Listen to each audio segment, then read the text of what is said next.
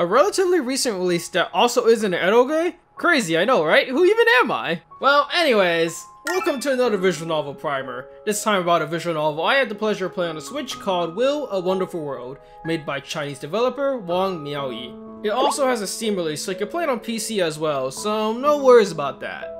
Visual novel primers are, as always, overviews of a visual novel, giving a good introduction to the VN regarding its story, gameplay, and characters, along with some quick personal opinions at the end. Will: A Wonderful World in one sentence is a visual novel about playing God, reading letters, and changing fate. It's been released in Chinese, English, Japanese, Russian, and even Spanish, so if this primer sparks your interest, please do check it out. I thought it was quite a shame that not many people have heard of it, even though I found it to be quite an enjoyable time. That, and it was nice to play a visual novel without any expectations or baggage associated with it. As this visual novel has no 18+ elements, we can skip the whole disclaimer nonsense and jump straight into it. This part will probably be easier than usual because Will: A Wonderful World is not some old franchise with a history behind it, but rather a project done by Chinese-based developer WMY Studios, which is really just a one-man studio run by Wang Miaoyi. Originally released in June 2017 on Steam under the name of WMY Studios, which roughly translates to Will: Beautiful World. Fun side note, if you search up WMY Studios in Google, you'll get Chinese Wikipedia links talking about Konosuba, which makes sense and is pretty much the Chinese name for the show. Getting back to Will: A Wonderful World, Will was then first translated to English by Sekai Project on the March of 2018, who have done quite a respectable job this time around, I might add. At least I didn't see anything that stood out to me during my playthrough. It was then ported to the Switch during the following October in English, and then translated to Japanese during November of that year. The Steam release continually updates all of the translated versions onto the game itself, so it's quite easy to pick it up from there. There's been plenty of future updates to the game, but none of them do anything much beyond correcting some minor translation mistakes, adding more language options, and fixing a few bugs here and there. While Will: A Wonderful World isn't the most high-budget affair, it certainly is a visual novel with quite a unique and fascinating mechanic of rearranging sentences to change the outcome of a situation. There are plenty of characters with different nationalities, paths, and goals that present a plethora of different stories to experience, all held together by a mystery regarding God and her assistant. Music is, well, honestly, nothing too special this time around, but nonetheless you'll be hearing tracks from it in the background. Will: A Wonderful World ain't too long of an experience either, with a runtime of roughly around 10 hours for my full playthrough, so if this primer gets you interested at all, please go check it out. Will: A Wonderful World puts you in the shoes of a mysterious female student looking god. Well, appointed god I suppose by your assistant, the talking dog Willy. He quickly informs you from the beginning that an urban legend has begun circulating around the world, where if you write your troubles on a letter and pray, a god shall help you through your troubles. As this very god, it is your duty to read through these requests for help from the mortals, and to switch the very sentences themselves to rearrange the fate of those who pray to you. How will these various stories play out, and will you be able to aid them in reaching the end they desire? And in the first place, why can't you remember anything before appearing in this house? Will: A Wonderful World has one main gameplay mechanic, which the entire story is based on, and which the visual novel builds upon as you progress. And that is how you, as the god the urban legend spoke of, alters the fate of those who pray to you in the form of letters. As you play through the game, you progress by receiving letters. After reading through the letter and learning of the disastrous situation they are in, you are given the option to switch around key sentences, words, phrases, and even numbers. By switching them around, you completely change how the subsequent sequence of events turn out. Using the second letter as an example, here we're given two letters from two different people, Li Wen and Wao Zhaoren. As it stands, Li Wen accidentally kills a man while Wao Zhaoren kills himself with carbon monoxide poisoning. Dark, I know. In order to stop both of these unfortunate ends, we move one sentence involving the door so that Li Wen is able to open the door, stopping Wao Zhaoren, and doesn't end up killing Uncle Sun by accident. Of course, the game gets a little harder than this, usually having like 2 to 4 different sentences to shuffle between 2 different characters. And most of the time, situations are not directly connected like they are in this one situation. The main aspect of the game is to shuffle these situations around and see all the different and sometimes fantastical endings that occur, with there usually being plenty of them. That said, the general goal for the most part is to get the S rank ending or the best ending, which allows the characters to continue the story since, you know, they didn't die or commit a heinous crime. By receiving an ending that continues the story, you will then receive a new letter which will either continue another character's story or start an entirely new one. Due to this, throughout the story of Will, you'll be bouncing between multiple character stories, finishing all of them up only near the very ending. There are a couple more deeper mechanics than this, but I'll get into that in the tips and opinions section. Will Wonderful World does a great job in getting the reader curious as to what's going on, not just in the stories they read of all the characters, but of the story of the gods that you play as. Throughout the visual novel, as you read through letters, at certain points you'll see some direct conversations between the girl and the dog, which the game makes no attempt to hide that there's obviously something more going on between them, especially with all the foreboding comments Willie occasionally makes. Aside from the two gods though, the cast of people writing the letters are also quite an eclectic bunch. Before I talk about them though, let me just say that I don't know how to pronounce Korean names, so I'm probably gonna butcher them. First off, we have the single-minded justice-believing rookie cop, Chung Gyo-min, who trained in the Shaolin Temple of all things. Next up, there's his boss, the strict and no-nonsense cop with a dark past who does what he thinks is best to achieve his goals, Kang Bak-ya.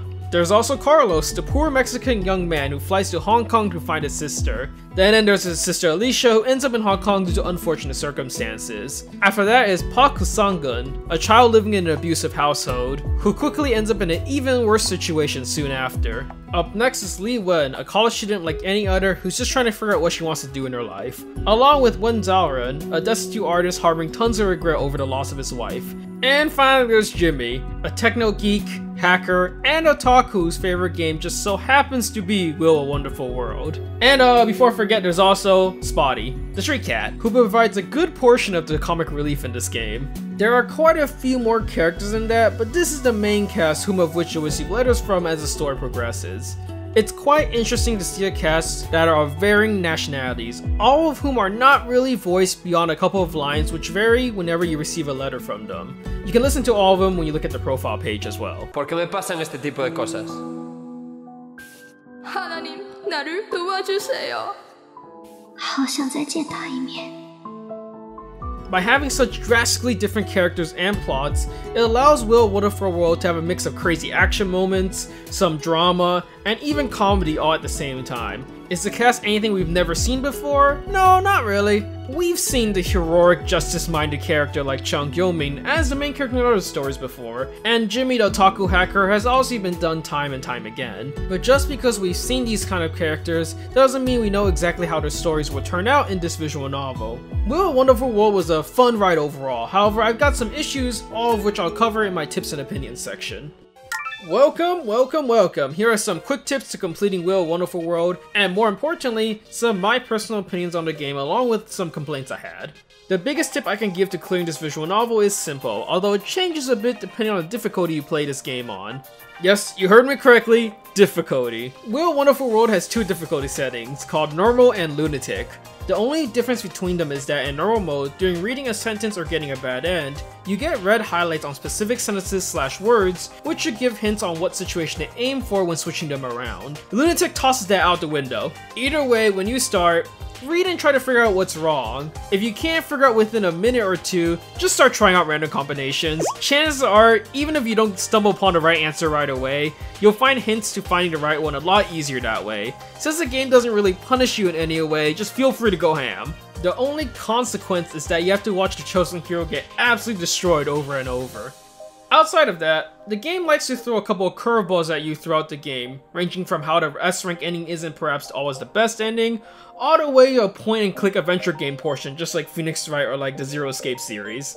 These do an alright job of spicing up the gameplay, although I do have one big complaint about them, which I'll go over in a sec. Will's also technically got multiple endings, and I'm not referring to the ending each character gets, which you can switch with the flick of a sentence change, but an ending to the overall narrative of the plot revolving around Willie and the girl. I say multiple endings, it's more like a bad end and the actual end of the game. As for how to get it, it isn't anything tricky beyond just playing through the story and finishing everyone's plotline.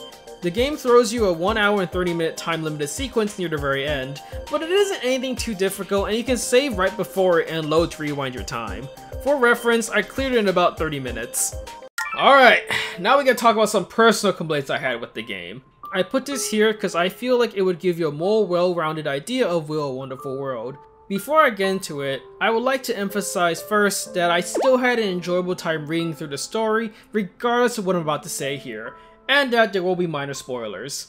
So what's my first problem with Will? I hinted at this when I talked about the curveballs the game throws at you. My primary complaint in Will: Wonderful World is that it foreshadows a ton of mechanics that all end up being little more than gimmicks due to how infrequently they appear. Literally every interesting decision the game puts out, from the adventure game portion out of nowhere, the sudden number combination minigame, a puzzle that looks ripped straight out Professor Layton, the time limited sequence, all of these things appear once, maybe only twice throughout the game, and are also all backloaded at only the second half rather than distributed equally throughout the plot, which makes the first part of the game feel boring by comparison, or worse, makes the player feel overloaded by all the stuff the author throws at you at the last minute. I would much rather the game focus their efforts on utilizing most of their best ideas rather than tossing one of everything at you. Like how S rank isn't actually the best rank and you need to resolve the situation in another way to continue the story differently. It's a really cool twist on the established formula we thought we had going through the game. And it's a shame we only get to see it utilized less than like 4 times throughout the entire plot, especially after the story itself makes such a big deal out of it. Which brings up my next complaint. The game does a terrible job of following up on things they make a big deal out of. This is seen from the beginning where when you boot it up, the game immediately starts with a disclaimer that goes something like, "This game includes occasional bleeped out plots. When shocked, please scream." Then after making this big statement, the game gives one mini jump scare in the beginning, one later in the story, and that's it. Never again. Same with the origin important text the game makes such a big deal out of, where in the introduction sequence, the game asks you to, pay attention to the orange text, and if you fail, it breaks the fourth wall and resets your game.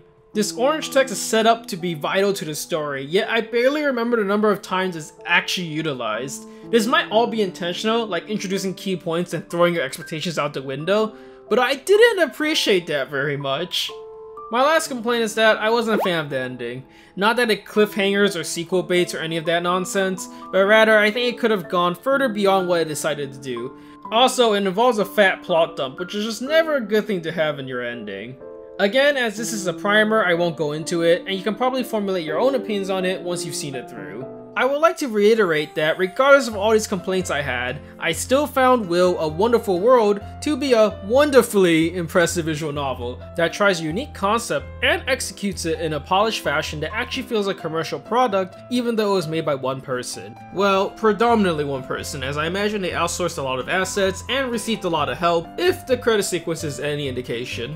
The fact that it looks as good as it does, and that I still found it enjoyable regardless of all the complaints and problems I found with it, is a testament to the quality of the work. It isn't the longest visual novel, which is actually definitely a welcome change to the 30-hour long visual novel I'm used to playing. Although I would have liked it more if it just had about like an additional hour's worth of content. It's interesting, it's fun, and it plays out a bit differently than the usual Japanese visual novel I tend to play. It's nice to see a story that has characters with such diverse nationalities and personalities, even if they all somehow end up in an Asian environment for the story. It's on Steam, it's in English, so give it a shot if this primer got you interested. Oh, and I bet some of you are wondering why I've been essentially MIA for the past month. I'll get to that in a second, but first of all, like button is down there as always if you enjoy the content. If you've played Will: A Wonderful World, I'd love to hear your thoughts about it down in the comments below. And if you want to see more of this kind of stuff, the subscription button is always there as well to stay updated. My Twitter handle will also appear on screen at the end. I usually post updates to the channel there, post about what I should cover in the future, and just my interests in general. Thanks for sticking around. Some of you may be curious as to why it's been like 3 weeks since my last video. Or maybe some of you have come to expect that of me, which sadly wouldn't be a surprise. There is a good reason this time though. One I did announce on my Twitter, but here's an explanation on good old YouTube. I had to prep for a long trip where I wouldn't have my desktop to work on any videos, so I had to transfer all my footage and programs to my laptop. After reaching my destination, my laptop, which had all my data including an in-progress video, crashed and stopped working. Right after, I tried to reset the laptop, which then for some reason crashed during the resetting process, which corrupted all my data. After spending time to set in my laptop to get it fixed, I had to reinstall everything and scrap the previous video. Only recently have I gotten my laptop back to working condition and was able to work on this primer. I was pretty bummed out after all this happened and spent the time distracting myself by playing other games on the Switch, which includes this one. Hopefully nothing else cataclysmically bad happens to my laptop, and I can work on videos at least kinda weekly. We'll see. Regardless, it's good to be back and making content for all of you, and I hope to see you soon. Oh, and here are some links to other stuff I've done as well.